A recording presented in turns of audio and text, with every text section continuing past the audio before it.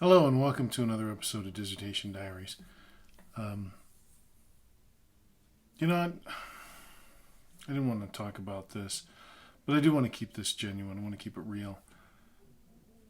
This is a very difficult experience with my youngest son. He's strung out on drugs and homeless right now. And I just saw him and had to leave him with my other son. We just had to leave him. We had nowhere to go. It's a long story, but it's weighing heavily on my mind. Let's talk about dissertations. Today is Sunday, June 14th, 2019. This has been a crazy week. See, I've been struggling with the rewrite of my Chapter 3 because Chapter 3 is the methodology section, and my methodology got changed from quantitative to qualitative. I started rewriting it last week.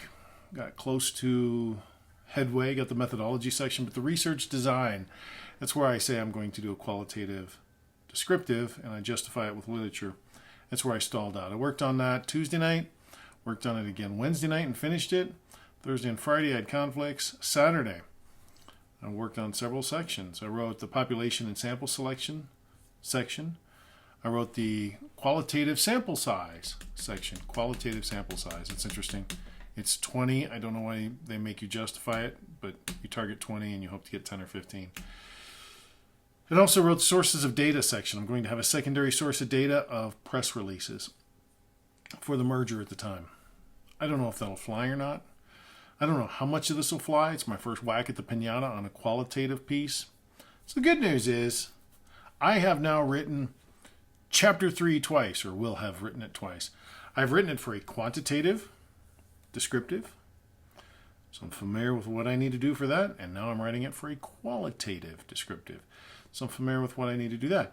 Most people, they get their PhD, they've only done qualitative or quantitative methodology sections. I have the unique opportunity to have written Chapter 3 twice, so now I'm familiar with both qualitative and quantitative.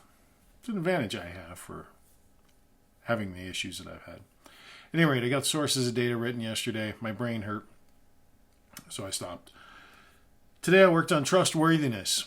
I had to go find an article on trustworthiness because you have to reference something over and over and over again. I probably need more articles, but I found the seminal one that everybody referenced. I read it. I skimmed through the dissertations. Got a pretty good idea how to proceed. And I wrote the intro section on trustworthiness. I wrote the section on credibility. I wrote the section on transferability. I wrote the section on dependability. I'm almost done with that section of trustworthiness issues.